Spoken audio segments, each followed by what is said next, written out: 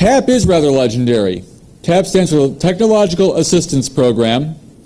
It started life on May 1st, 1971, when Abbie Hoffman and a phone freak called Al Bell decided they wanted to have a technical newsletter because there was, well, if you saw the movie The President's Analyst, it turned out that the enemy of the country was TPC.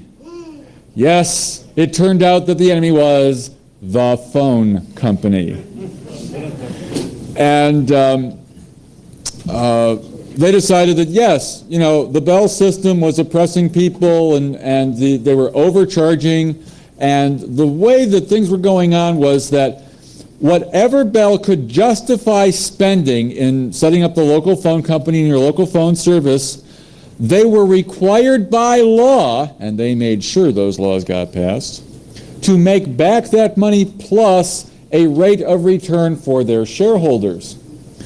Well, you know, this was, you know, capitalism at its worst in time for the Yippies, the Youth International Party, to spearhead a way to break into the phone network and such. And they came up with a disgruntled telephone engineer in godforsaken Massachusetts and the black box. I'm sorry, I'm not wearing my 2600 shirt today. If you look at the 2600 t-shirt with the blue box schematic, up in the corner, it says where it all began. And it's the schematic diagram. Yes, thank you. Would you hold that up, please? Thank you.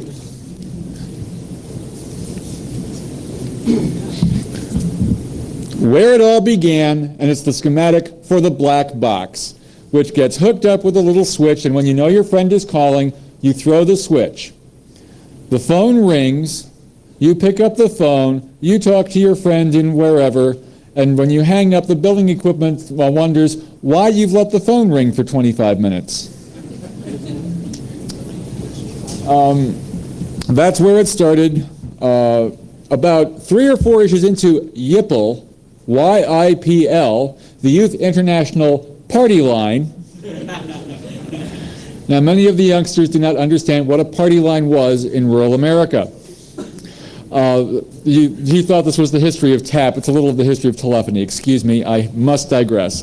Party lines were when one wire was strung out from the central office down the farm road, and every farm along the way would get a drop, and Farmer Brown would get 1 short and 1 long ring, and Farmer Smith would get 2 short and 1 long, etc. The different codes for who the call was for. And these party lines, well, when you heard the ring for your neighbor, you'd kind of pick up and listen in. And so it became a way of the neighborhood finding out what's going on. Well, the Youth International Party Line was a way for the Yippie community and fellow travelers, technologically minded people who may not be adding to the revolution but like the technology of it, would share information through the newsletter.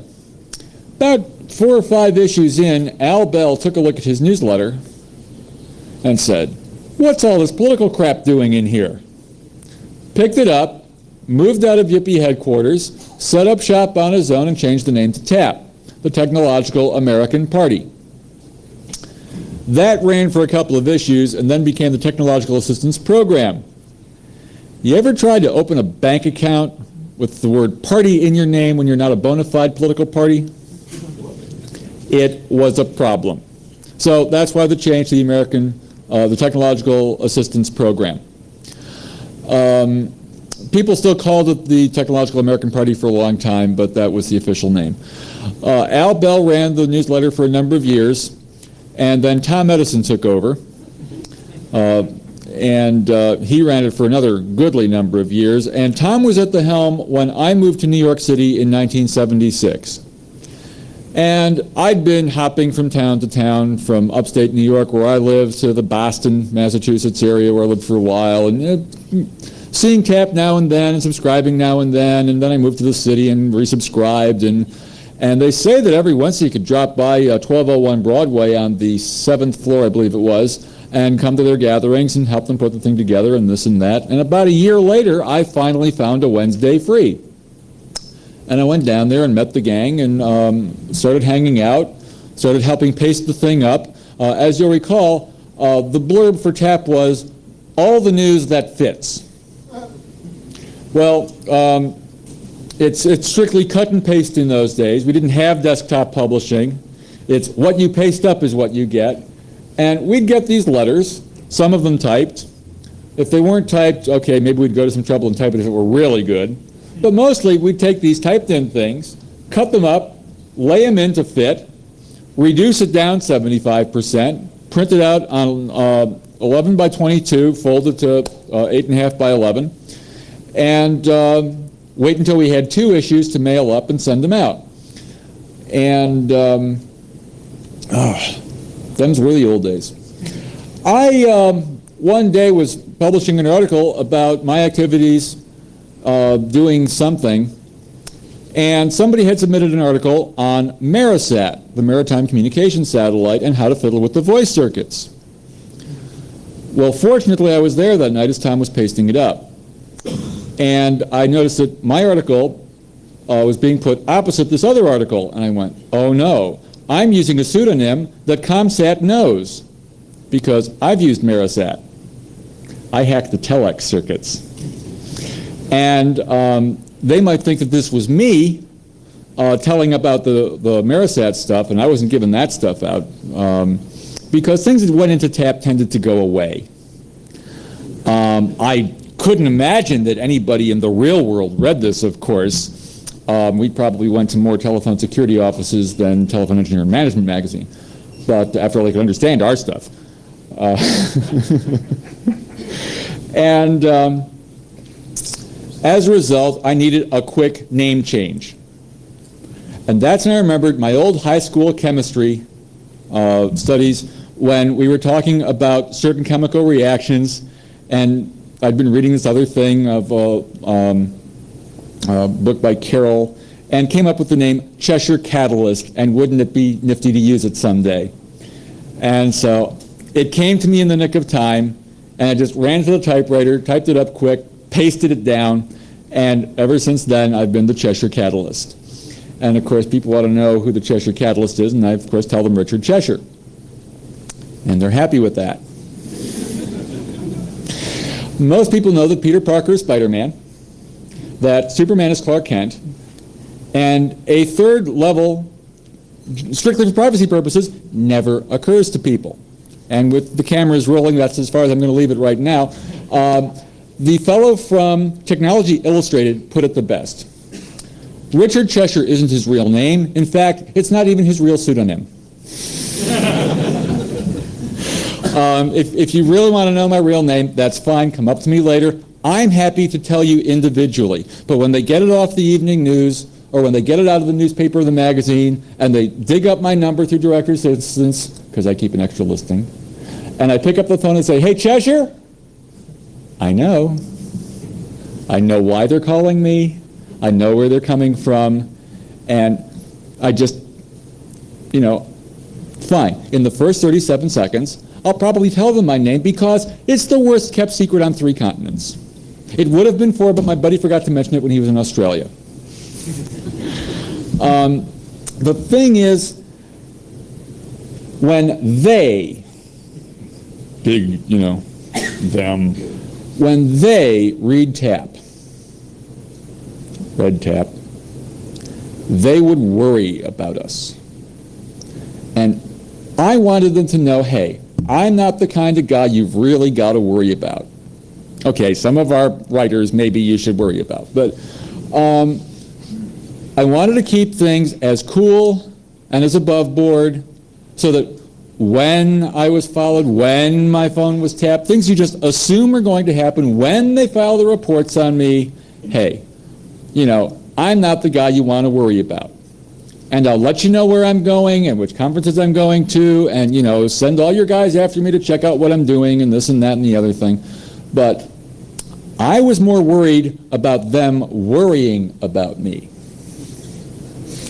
Because if they don't know what you're doing, then they get scared stuffless and they got to do something about it.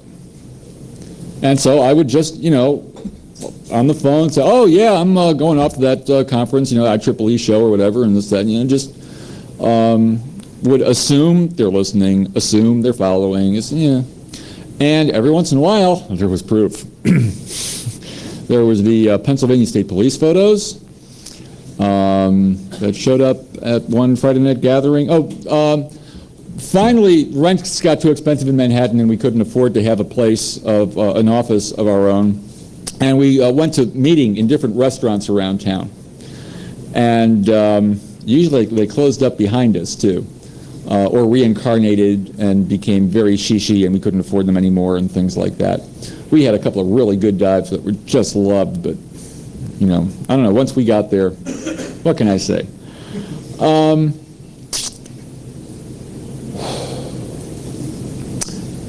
It went on until Tom Edison got firebombed. He went out to an amusement park because he's a real roller coaster freak. Came home to find fire trucks, county sheriff, and it turned out that it was a really good break-in. They knew how to get in, and it was a really botched up arson. And of course, the mere speculation, this is not fact, this is mere innuendo, because this is just stuff that we think about it.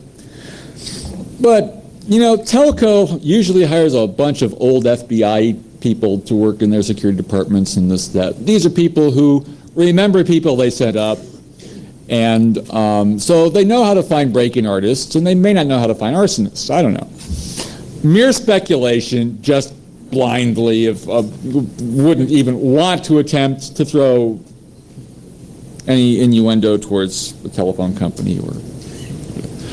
At any rate, I got the phone call from Tom and said, Cheshire, I've just been firebombed. Get your ass down here with a truck, or it's all going in the dumpster. What could I do? I got my roommate, we rented a truck, we went over, we got the stuff, we hauled it back, we hired a locker, and mostly it was half my living room. They didn't go through the house very well. Most of the tap stuff was in the basement. And they had poured some gasoline upstairs in a recreation room with all of his tapes. His reel-to-reel tapes. Yeah. These, the pre-recorded stuff, the good stuff, it was horrible. And so they poured some gasoline on the floor there, and it took out, his Beatles collection was the worst part that went, and some of the others, and others were saved. Downstairs in the living room, they poured it over his couch, lit, and ran. Well, the couch was close enough to the window that with the heat, it blew out the window and fed the flames. Upstairs, they never opened a window, so it flared, ate the oxygen, and died. So that's why it was a botched arson. Neighbors called the fire department, but all the tap gear was downstairs and untouched by the fire. Well, this was in the spring of '83, I think it was, or summer of '83, late spring, early summer. And it was coming up to Telecom 83, the once every 4 years huge symposium held by the International Telecommunications Union in Geneva, Switzerland. And so I was able to eke out enough of a budget that I could go over, crashed with people, met people in the press room, and that was really cool too, because here, of course, I publish a newsletter, so I can get press credentials. If I can get to a trade show, they'll let me in. So the hard part is the airfare. And then it's wherever I can find 6 foot of floor space for the sleeping bag or whatever. Excuse me. And we went to Geneva so that I could hang out, throw tap newsletters all over the place, throw it under the nose of the AT&T booth, say, yeah, we ain't dead yet. And that's what that was about. That actually got us some good European publicity.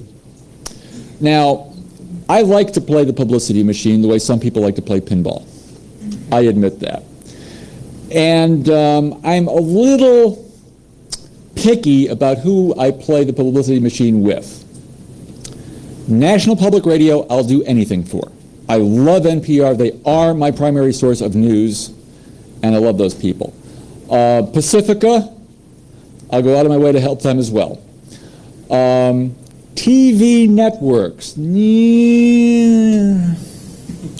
People believe TV much too easily, and not only that, the only guy that tells the public what they're going to see is the video editor back in the shop.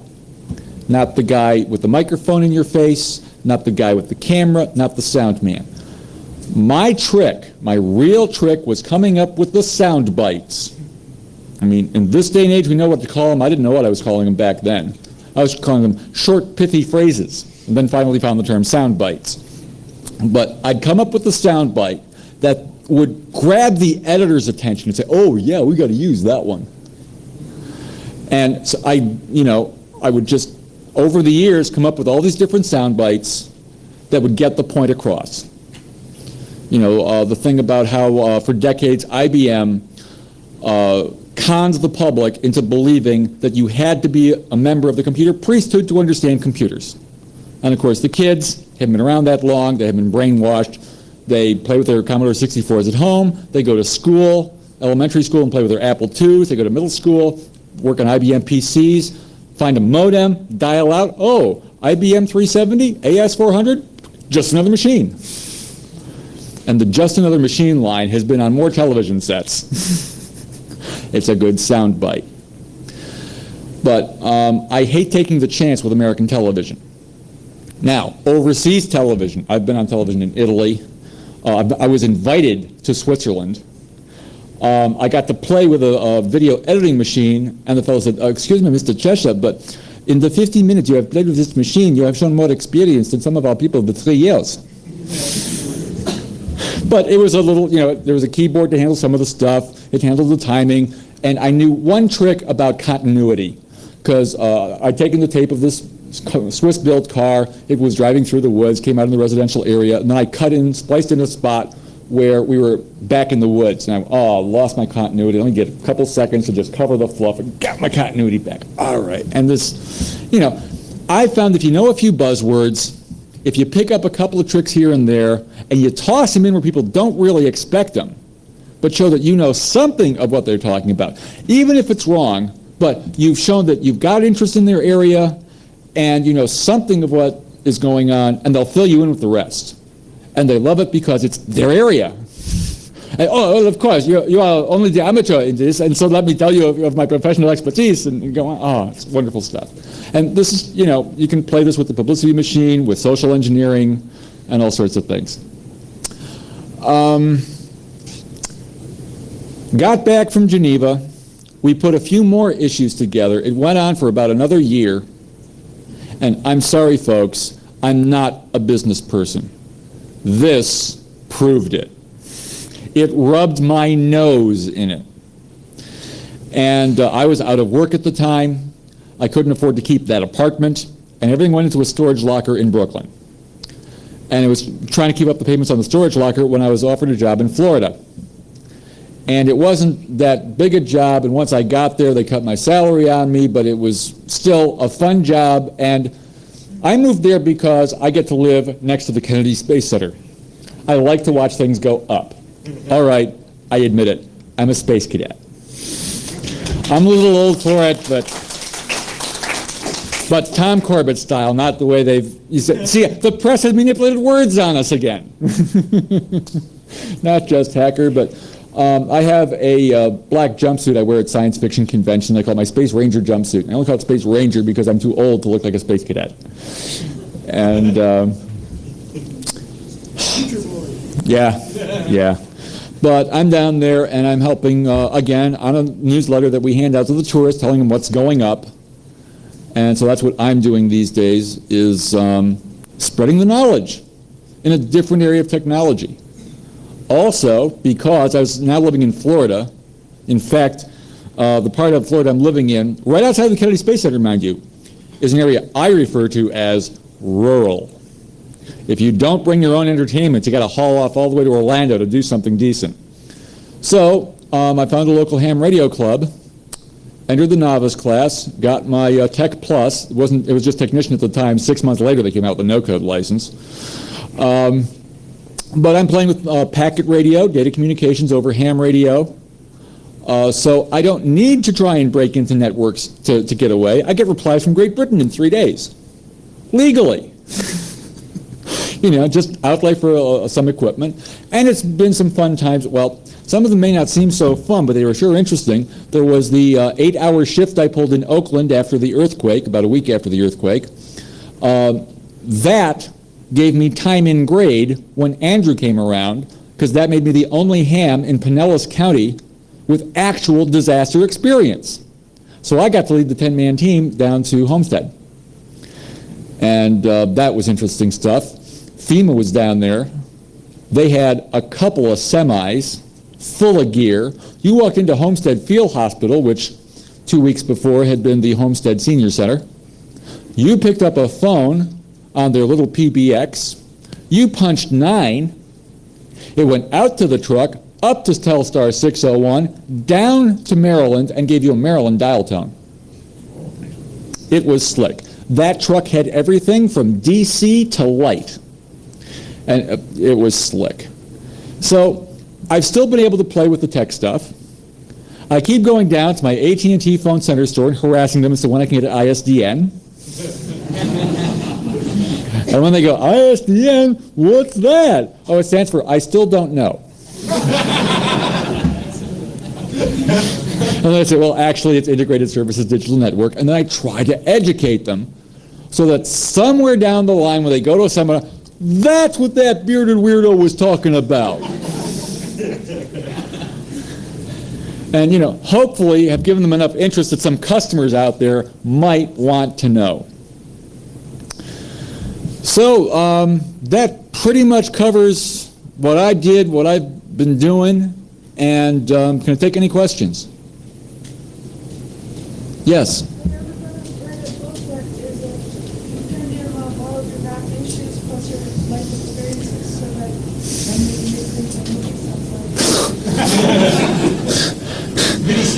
Lady, it's a comic book first, believe me. No, I wouldn't even call it that. This one ain't graphic. This is pure comic book. Pardon? Oh, the question was, would I compile all the back issues of TAP with my personal experiences into a book? Now, I will say that I have dreamed about putting out all the issues as a book. I have even gone so far as to find out a couple of publishers that do some paper cover stuff that wouldn't be that expensive, because it's not like I'm out to make the high-priced book so I can make the bucks. My whole thing has always been spread the knowledge, get the word out. Do it as cheap as I can afford to do it to get it out. But ladies and gents, we're talking, it's 10 years since the newsletter died. The good information is at least 20 years old. The stuff you're looking for is either dead, dying, or is of pure historical interest only. But you're not the first one to ask.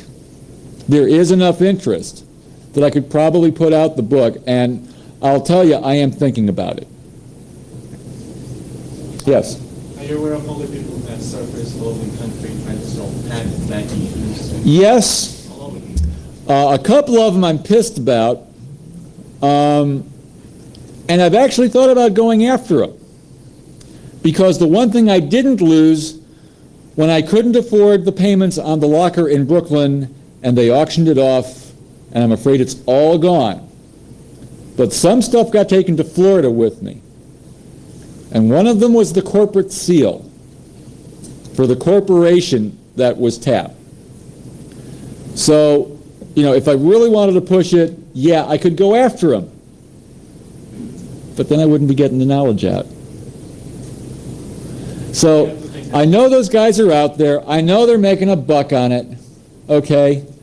But if people are, in my estimation, foolish enough to spend that much money for information that's that old and decrepit, if they really want the information that badly, I'll let them go to those guys. and get it.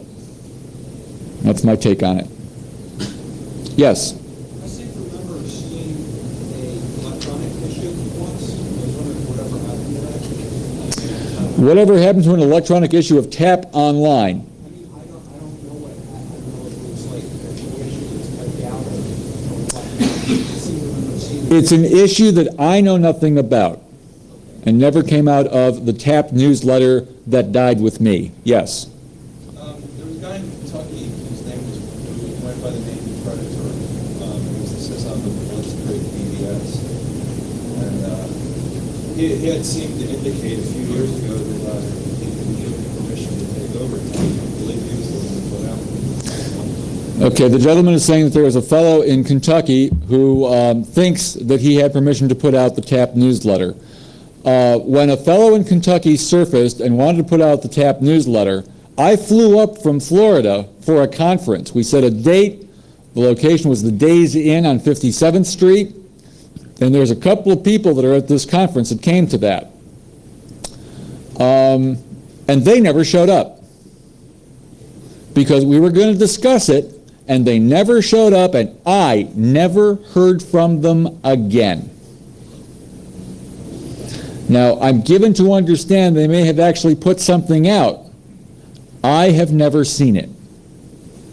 And so the way I have to put the statement is that is not part of the TAP newsletter that died with me.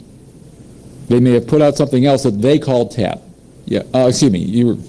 Yeah, are you aware that there's quite a number of issues stored electronically on the net? Am I aware that there's a number of issues stored electronically on the net? No, I'm not. That wouldn't bother me. And the thing is that what's stored electronically on the net would be mostly ASCII text. Am I correct? Yes. There was so much in the graphics of TAP and in how sloppy and in how amateurish it was that it was one of the things I was proud of for the fact that I would hope that they wouldn't worry about us because we were only these, dumb schmucks putting out this damn newsletter. I really wanted to give them the impression, hey, we're only amateurs out here. We're only taking the information coming into us.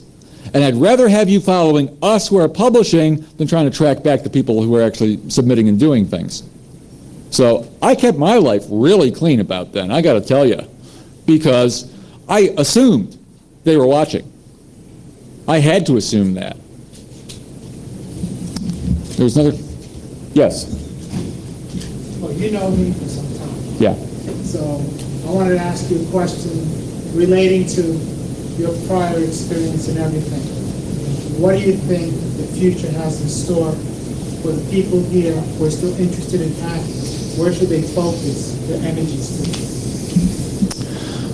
to? Okay, he wants my perspective on the future, where the people here should put their energies for the future.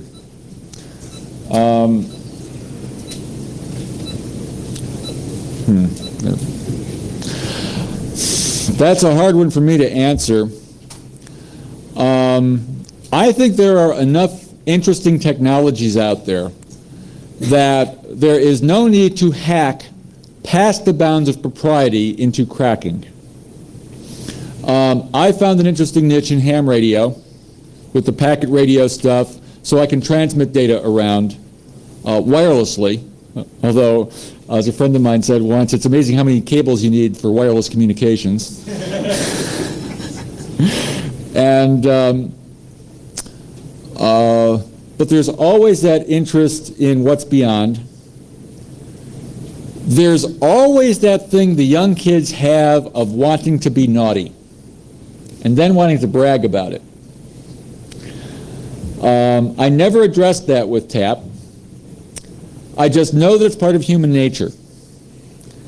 And all I can say is, be careful. Don't do anything really dangerous, because if you get them to really start worrying about you, they will come down hard. You've got to be careful. In 1980, a friend of mine was hacking the internet. Connected to NIC, Network Information Center, pulled down a net map. Well, let's see, what's the farthest thing on the network I can reach? Oh, way out here in Europe, something called NORSAR. I don't know what that is. Sea-Space NORSAR. Welcome to the Norwegian Seismic Array. Okay, well, it's in Norway. It's a Nor Seismic Array. NORSAR. Okay, that makes sense. Fine. Well, now that I'm here, let's directory. Yeah, okay, interesting file names. Really dull looking one. Okay, type file name, blah, blah, blah. Boy, you know, I don't know much about seismic information, but from what little I know, this is seismic information. Dull. Boy. Oh, that looks like a latitude longitude. Okay, so I'll pull out my world atlas and I'll look it up here in the Soviet Union, and isn't this the area where the nuclear underground... Cheshire! Now, JRandom Hacker was able to pull this stuff up. Is this the game of the DoD playing with the Soviets of letting them know that we know that they know that we know? Is this a game that we should be, involved in? How do you call the CIA and say, excuse me, we think you might have a problem here? We're just JRandom hackers? We held something called WATS 80, the Washington Area Telecommunications Symposium. And we generated lots of publicity. AP, UPI releases went out to the Washington Times. TV cameras showed up. A few people in blue coats and ties who quickly lost the ties, which was fine. That's what we wanted. We had a rate structure. Admission $5. $4 with government ID. $3 with government ID you could prove was phony. And we figured nobody'd try that, and they didn't. But we just, funny sign, right? Okay, we're here to have fun and spread the word. And we told this story about NORSAR, and we don't know if anything ever happened from it. But we wanted them to know, listen, we're finding this stuff. We're not unpatriotic, because when the Russians come over Lake Erie, we're the first guys they want to take out. We know how to get through the networks and be the communications underground. We're good at that already. And, we knew the Russians weren't our friends. I mean, yeah, we're long-haired, scraggly, and you think we're all communists, but, we threw out the politicians back when we changed from Yipple to TAP. Come on, we're technos.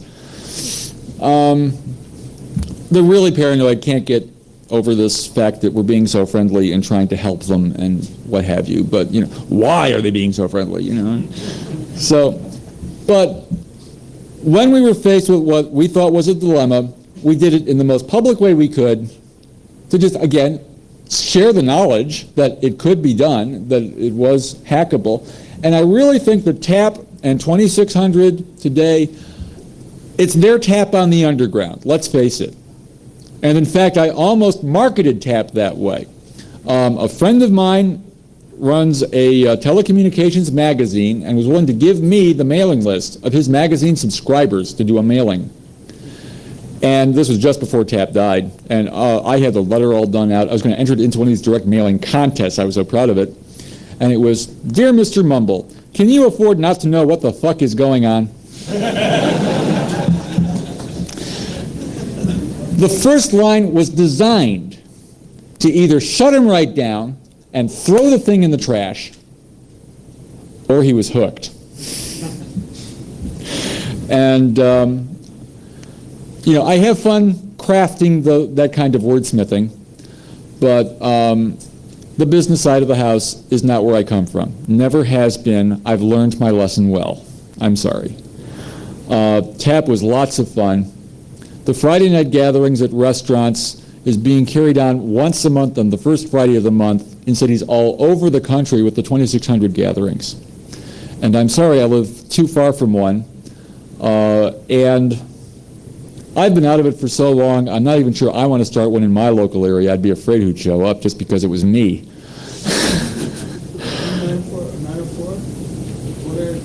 904? I'm in 407. Yeah. My closest meeting is over in Clearwater.